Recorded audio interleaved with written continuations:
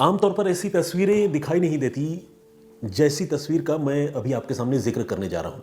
आपने देखा होगा अदालतों में जो एडवोकेट्स होते हैं, वकील होते हैं, वो जिरह करते हैं, बहस करते हैं और जो विक्टिम होता है या फिर मान लीजिए जो आरोपी होता है वो कटघरे में खड़ा होता है, पीछे खड़ा होता है।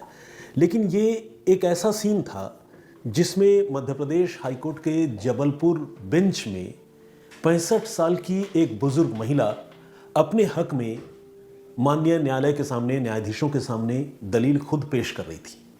65 साल की बुजुर्ग महिला जो फिजिकली काफ़ी फ्रेजाइल भी लग रही थी, बातचीत करने के तौर तरीके से लग रहा था कि उनको कई बीमारियां हैं, तकलीफ है बोलने में, लेकिन इसके बावजूद वो अपनी बात रख रही थी। उन्होंने जज साहब के ये कहने पर कि आपके खिलाफ कत्ल के बड़े पुख्ता सबूत हैं और पोस्टमार्टम करने वाले डॉक्टर्स ने ये पाया है कि आपने अपने पति की हत्या की है और हत्या भी बिजली के झटके लगाकर यानी इलेक्ट्रिक करंट के जरिए की है।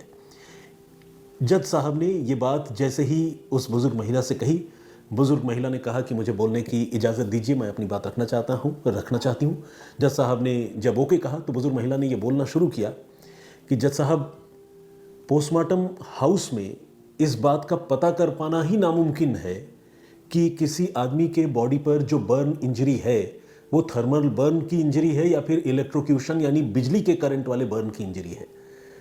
उन्होंने एक्सप्लेन किया, बुजुर्ग महिला ने, कि आमतौर पर जब इलेक्ट्रिक करंट से कोई बर्न होता है तो मेटल के पार्टिकल्स जो है वो शरीर के उन जले हुए हिस्सों में डिपॉजिट हो जाते हैं, चले जाते हैं, जिसे नंगी आंखों से देखना या फिर पोस्टमार्टम हाउस में जिसका अध्ययन कर पाना तकरीबन नामुमकिन सी बात है। जब उसका फॉरेंसिक एग्जामिनेशन किसी स्पेशलाइज्ड लैब में होता है तब वो जो टिश्यूज़ हैं, जो जले हुए हिस्से होते हैं, उन टिश्यूज़ को हासिल करके और जो जला हुआ पोर्शन होता है उसके कुछ सैंपल लेकर फॉरेंसिक एक्सपर्ट्स उसकी अलग से केमिकल रिएक्शन करते हैं, जांच करते हैं और उस जले हुए हिस्से को सल्फ्यूरिक एसिड में या इसी तरह के कुछ दूसरे तत्वों में और एसिड में डालकर ये देखते हैं कि उसमें मेटल का प्रेजेंस है या नहीं। अगर वो प्रेजेंस होता है तब इस बात का वो इंडिकेशन होता है कि ये इलेक्ट्रोक्यूशन का यानी बिजली के झटके से की वजह से जलने की निशान है। और ये चीज़ जो है वो पोस्टमार्टम हाउस के अंदर तो संभव हो ही नहीं सकता और इस तरह पोस्टमार्टम हाउस के डॉक्टर्स ने ये पता नहीं कैसे बता दिया कि बिजली के झटकों से ही मेरे पति की मौत हुई थी। ये बात जब इतनी बारीक बात, इतनी माइन्यूट बात जब एक 65 साल की बुजुर्ग महिला के मुख से जजों ने सुने तो वो भी थोड़ी देर के लिए हैरान रह गए। उन्होंने उस महिला से पूछा कि अच्छा, आप क्या केमिस्ट्री की प्रोफेसर हैं? महिला ने कहा जी जज साहब, मैं केमिस्ट्री की प्रोफेसर हूँ। तो ये जो क्लिप है, ये क्लिप बड़ी तेज़ी से सोशल मीडिया में वायरल हुआ। आपको पता है कि आजकल सोशल मीडिया का ज़माना है। बहुत सारे अदालतों में जो लीगल प्रोसीडिंग्स होती है, बहस होते हैं, वो सारी चीज़ें जो है लाइव स्ट्रीम भी होती हैं और बाद में भी उसके कुछ क्लिप्स जो है वो यूट्यूब पर रिलीज़ किए जाते हैं ताकि लोगों के बीच में लीगल एक्टिविटीज़ को लेकर अवेयरनेस, जिसे जागरूकता कहते हैं, वो बढ़े। तो ये क्लिप उसी सिलसिले में रिलीज़ की गई थी और इस क्लिप ने लोगों का काफ़ी ध्यान खींचा। अब सवाल यह है कि ये बुजुर्ग महिला कौन थी, किसके इलेक्ट्रोक्यूशन से हत्या किए जाने का आरोप इन बुजुर्ग महिला पर था, वो जज साहब कौन हैं जो बुजुर्ग महिला से बातचीत कर रहे थे। तो आइए वो पूरी कहानी अब मैं आपको सिलसिलेवार तरीके से बताता हूँ। सबसे पहले बुजुर्ग महिला के बारे में बताऊँ। ये बुजुर्ग महिला केमिस्ट्री की प्रोफेसर हैं, जैसा कि उन्होंने पहले ही कोर्ट में बताया था। इनकी उम्र 65 साल की है और ये रहने वाली हैं मध्य प्रदेश की, मध्य प्रदेश के छतरपुर की। और इनके पति जिनकी मृत्यु हो चुकी है और जिनके कत्ल का इल्ज़ाम इन बुजुर्ग महिला पर है, उनकी उम्र जो है वो तकरीबन 63 साल की थी जब उनकी मौत हुई थी। और वो मौत जो है उसे कत्ल बताया गया। कत्ल का इल्ज़ाम इस बुजुर्ग महिला पर जो केमिस्ट्री की प्रोफेसर है, जिनका नाम है ममता पाठक, उन पर लगा और इनके खिलाफ ये मुकदमा चला। चलते चलते इन्हें आजीवन कारावास की सज़ा भी हुई और उसके बाद पीड़ित महिला, जिन्होंने अपने आप को पीड़ित बताया, ऐसे तो ये आरोपी हैं कानून की नज़र में, दोषी भी हैं, बल्कि कत्ल की मुजरिम हैं, लेकिन इन्होंने अपने आप को पीड़ित बताते हुए, विक्टिम बताते हुए इन्होंने हाईकोर्ट में अपील की और उसी अपील के सिलसिले में वो हाईकोर्ट में खड़े होकर अपनी बात रख रही थी। तो ये तो इनकी पहचान हुई, हस्बैंड वाइफ बुजुर्ग और जो नीरज पाठक जिनकी मृत्यु हुई थी या जिनका कथित तौर पर कत्ल किया गया, वो छतरपुर के हॉस्पिटल में जो है, सरकारी हॉस्पिटल में सीनियर फिजिशियन थे।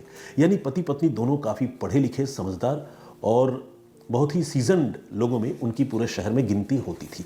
लेकिन अब सवाल यह है कि आखिर इतने सीजन्ड लोगों के बीच में इतनी भयानक वारदात, कत्ल की वारदात, एक पत्नी के हाथों पति के कत्ल की वारदात कैसे हुई? तो ये कहानी जानने के लिए आपको मैं थोड़ा सा पीछे लिए चलता हूँ। ये 2021 की बात है। 29 अप्रैल का दिन था 2021। इस दिन छतरपुर में एक लोकेलिटी है लोकनाथपुरम। इस लोकनाथपुरम में 63 साल के नीरज पाठक की बॉडी उनके घर में मिली। उनके शरीर पर बर्न मार्क्स थे, इंजरी थे। घर में बिजली की नंगी तार पड़ी हुई थी, प्लग पॉइंट से लगी हुई, और इसके अलावा कुछ नींद की गोलियां और ऐसी चीज़ें भी मिली थी। और ख़ास बात ये थी कि जब ये सारी चीज़ें घर से रिकवर हुई और जब इस बात का खुलासा हुआ, पता चला कि जब नीरज पाठक की मौत हुई थी उसके बाद उनकी पत्नी घर छोड़कर अपने बेटे को लेकर छतरपुर से दूर झांसी गई थी, जहां उन्होंने कथित तौर पर अपने डायबिटीज़ का इलाज करवाया, शायद अपना उन्होंने डायलिसिस भी करवाया। और झांसी जाते हुए जो है उन्होंने अपने ड्राइवर से ये एक बात कही थी कि उनसे आज एक बड़ी गलती हो गई। बाद में जब नीरज पाठक की मौत का पता चला, खुलासा हुआ कि नीरज पाठक घर में बिजली के झटके से मरे हुए पाए गए, तो फिर इस मामले में पुलिस ने केस दर्ज करके जांच शुरू की। और जांच होते होते ऐसे सर्कमस्टेंशियल एविडेंस पुलिस को मिले जिनके हवाले से पुलिस ने नीरज पाठक की पत्नी, जिनका मैंने अभी जिक्र किया, ममता पाठक, उन्हीं को इस मामले में दोषी करार दिया। और इस मामले में कोई चश्मदीद नहीं था जिसने पुलिस के सामने आकर गवाही दी हो कि हाँ उन्होंने कत्ल होता हुआ देखा, क्योंकि चारदीवारी के अंदर ये घटना हुई थी और कोई गवाह भी नहीं था। तो ये एक ऐसा केस था जो पूरी तरह से परिस्थिति जन्य साक्ष्यों पर यानी सर्कमस्टेंशियल एविडेंस पर टिका हुआ था। वो एविडेंसेस क्या क्या थे? जैसा कि मैंने आपको बताया, सीन ऑफ क्राइम से बिजली के नंगे तार का मिलना, नींद की दवाइयों का वहाँ पर पड़ा हुआ मिलना, डेड बॉडी में बर्न मार्क, बर्न इंजरी का मिलना, डेड बॉडी उनके घर में पड़ा होना, और मरने से पहले नीरज पाठक का अपने एक रिश्तेदार को फ़ोन करके ये बताना कि उनकी पत्नी ममता पाठक उन्हें काफ़ी टॉर्चर कर रही हैं, परेशान कर रही है। ये भी जो है सर्कमस्टेंशियल एविडेंस के तौर पर पुलिस ने काउंट किया। इसके अलावा जब जांच हुई तो पता चला कि पति पत्नी के बीच में कुछ मैरिटल डिस्कॉर्ड भी था, आपस में उनके लड़ाई झगड़े होते थे क्योंकि बुजुर्ग नीरज पाठक के कथित तौर पर किसी और से रिलेशन थे। इस तरह की बात भी तफ्तीश में सामने आए। तो देखा जाए तो पूरा केस जो है वो हालात के ऊपर ही टिका हुआ था, जिसका जिक्र मैंने आपसे बातचीत में कई बार किया। लेकिन इसके बावजूद ये परिस्थितिजन्य साक्ष्य जो है वो इतने स्ट्रांग लगे अदालत को कि जो अतिरिक्त सत्र न्यायाधीश होते हैं, एडिशनल सेशन जज, उन्होंने इस मामले में 26 जून 2022 को, घटना हुई थी 29 अप्रैल 2021, तकरीबन साल भर बाद 26 जून 2022 को इस मामले में ममता पाठक को, जो केमिस्ट्री की प्रोफेसर है, उन्हें ताउम्र कैद की सज़ा सुनाई और साथ में 10,000 रुपये का जुर्माना भी लगाया।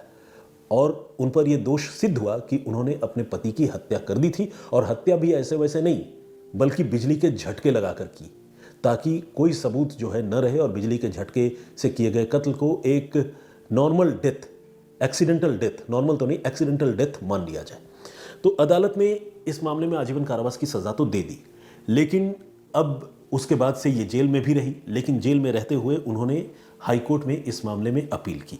अपील करने के बाद जब इनके सुनवाई की तारीख आई तो 2 बार इनके वकील इनकी तरफ से अपनी बात रखने के लिए हाईकोर्ट में पेश नहीं हो पाए। तीसरी बार इन्होंने खुद अदालत से ये कहा कि हुजूर, मैं खुद अपनी बात रखना चाहती हूँ, मुझे मौका दीजिए। शुरू में अदालत ने इस बात के लिए मना कर दिया था। उन्होंने कहा था कि अब केस जिस स्टेज पर है, यहाँ पर नए सिरे से आप अपनी बात रखने की शुरुआत करें, आपका काउंसलर या लॉयर ना हो, ये संभव नहीं है।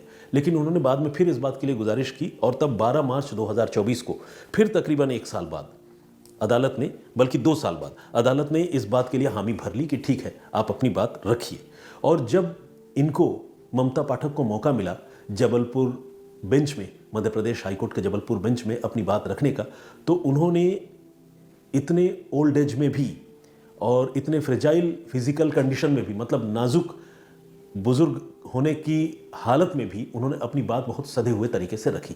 उन्होंने बताया कि किस तरह से थर्मल बर्निंग और इलेक्ट्रोक्यूशन वाले बर्निंग का क्या डिफरेंस होता है, क्या फ़र्क होता है। और महज पोस्टमार्टम हाउस में डॉक्टर, फॉरेंसिक मेडिसिन के डॉक्टर, वो पोस्टमार्टम करते हुए किसी बॉडी को देखकर ये नहीं बता सकते कि ये बर्न जो है वो इलेक्ट्रोक्यूशन की वजह से हुआ है या फिर थर्मल बर्न इंजरी है। अच्छा, देखा जाए तो शायद बता भी सकते हैं, लेकिन सिर्फ बताने से नहीं चलता ना। कानून जो है, लीगैलिटी जो है, उसमें सबूत की दरकार होती है। हो सकता है कि उन डॉक्टर का बहुत एक्सपीरियंस हो, उन्होंने देखकर बता दिया हो कि ये बर्न इंजरी जो है वो बिजली के झटकों से है, लेकिन जब तक उस बात को सब्सटैंशिएट करने के लिए कोई इस तरह की फॉरेंसिक रिपोर्ट ना हो, जैसा कि जिक्र इन ममता पाठक ने कोर्ट में किया था कि केमिकल रिएक्शन के जरिए जले हुए हिस्सों का, टिश्यूज़ का जब जांच की जाती है तो पता चलता है कि उसमें कुछ मेटालिक सब्सटेंस जो इलेक्ट्रोक्यूशन वाले बर्न में उस जगह पर डिपॉजिट हो जाते रह जाते हैं, वो चीज़ उसमें मिली है या नहीं मिली है। तो इसको सब्सटैंशिएट करने वाले, सपोर्ट करने वाले कुछ रिपोर्ट्स फॉरेंसिक के होने चाहिए थे, लेकिन इस मामले में शायद ऐसा नहीं था। तभी उन्होंने ये कहा कि पोस्टमार्टम हाउस में ये सुनिश्चित ही नहीं हो सकता कि मरने वाले की मौत बिजली के झटकों से हुई या फिर किसी और प्रकार से जलने की वजह से हुई। इसके अलावा उन्होंने खुद पर लगे इल्ज़ामों से तो इनकार किया ही, साथ ही उन्होंने बताया कि उन्हें बहुत तरह की बीमारियां हैं, यहाँ तक कि उन्हें हड्डियों का कैंसर है, उनके बेटे को शिजोफ्रेनिया की बीमारी है जिसकी वजह से उन्हें अपने बेटे का ख्याल रखना पड़ता है, और ख़ुद उनको डायबिटीज़ है, और मल्टीपल डिजीज़ जो एक ओल्ड एज में, मेंटल ट्रॉमा में और जेल में रहने की वजह से किसी महिला को हो सकते हैं। उन्होंने बहुत सारी अपनी बीमारियों का जिक्र किया और अदालत में उसके हक़ में उन्होंने दस्तावेज़ भी पेश किए। तो जो अदालत इस मामले में थोड़ी सख्त नज़र आ रही थी, और जो अदालत का रवैया इस गुनहगार इसलिए कह रहा हूँ क्योंकि अभी हाईकोर्ट से क्लीन चिट नहीं मिली है, राहत नहीं मिली है, लोअर कोर्ट ने दोषी करार दिया है, तो गुनहगार है। तो कत्ल की मुजरिम महिला के प्रति जो अदालत का रवैया सख्त नज़र आ रहा था, जब अदालत ने उनकी बात सुनी, उनकी दलील सुनी और उनके फिजिकल कंडीशन पर गौर किया, उसके मेडिकल रिपोर्ट्स देखे, तो फिर अदालत ने इनको ज़मानत दे दी। ये एक ऐसा क्लासिक केस था जिसमें 65 साल की बुजुर्ग महिला ने खुद अपने लिए अदालत में बहस करके अपनी तरफ से अपना पक्ष रख के हाईकोर्ट से ज़मानत हासिल की। फिलहाल जो अपील इन्होंने की है, जिसमें उन्होंने सज़ा जो उन्हें मिली है उसे खारिज करने की जो अपील की है, उस मामले में अभी फैसला सुरक्षित रखा गया है और उस मामले में किसी भी दिन हाईकोर्ट की तरफ से जो है फैसला सुनाया जा सकता है। बहुत मुमकिन है कि हाईकोर्ट ने जिस तरह से इनको ज़मानत दी है, इनकी बातों से संतुष्ट होकर हो सकता है कि अदालत इनको बरी कर दे। बरी करने के पीछे भी ये वजह हो सकती है कि या तो सबूत कम है या नहीं है, या बेनिफिट ऑफ डाउट इनको दे, या फिर ये कहे अदालत कि नहीं, जो सबूत हैं और सर्कमस्टेंशियल एविडेंस के सहारे जो केस खड़ा किया गया है उस केस में कोई दम ही नहीं है, इसलिए केस को ख़त्म करके इनको बाइज्जत बरी किया जाता है। ये भी हो सकता है। और तीसरा ऑप्शन ये हो सकता है कि शायद अदालत अपनी जो लोअर कोर्ट का फैसला है इनको आजीवन कारावास की सज़ा देने का, उस बात पर कायम रहे और ये कहे कि सिर्फ बर्न के प्रकार या इंजरी के प्रकार को प्रॉपर तरीके से डिफाइन नहीं करने की वजह से इनको जो है अपने पति के कत्ल के मामले में रियायत नहीं दी जा सकती या बेकसूर नहीं माना जा सकता, क्योंकि दूसरे ऐसे सबूत मौजूद हैं जो इस इशारा करते हैं कि उन्होंने अपनी पति की हत्या की है। तो इसीलिए सज़ा जो है वो बदस्तूर रहेगी और इनको सज़ा भोगनी होगी। हो सकता है ये भी फैसला है। तो आने वाले वक्त में क्या होता है ये देखने वाली बात होगी। लेकिन जिस तरह से मर्डर के एक कॉम्प्लिकेटेड मामले में एक बुज़ुर्ग महिला ने कोर्ट में अपनी बात रखी, और जिस बुज़ुर्ग महिला के बहुत ही क्वालिफाइड पति की हत्या हुई थी या रहस्यमयी परिस्थितियों में मृत्यु हुई थी, उस मामले में जो है कोर्ट का रवैया क्या रहा या कोर्ट का फैसला क्या रहा, ये मैंने आपको बताया। आने वाले दिनों में जब इस मामले में कुछ और नए अपडेट्स आएंगे तो मैं वो आपको बताऊंगा। तो ये थी पूरी कहानी आज की, जो पुलिस इन्वेस्टिगेशन पर कम लेकिन फॉरेंसिक इन्वेस्टिगेशन पर और एक फरियादी के कोर्ट में अपनी बात खुद रखने के पहलू पर ज़्यादा फोकस्ड थी, ज़्यादा केंद्रित थी। आई होप कि ये कहानी जो है इससे भी हम सारे लोगों को, मतलब आप लोगों को, मुझे एक सीख मिली होगी कि ज़रूरत पड़ने पर किस तरह से आदमी खुद अपने लिए पैरवी कर सकता है, अपनी बात को रख सकता है, और अगर असरदार तरीके से आदमी लॉजिकल बात करता है तो किस तरह से अदालत में उसकी बात सुनी भी जाती है। ये इस बात का एक सबूत है।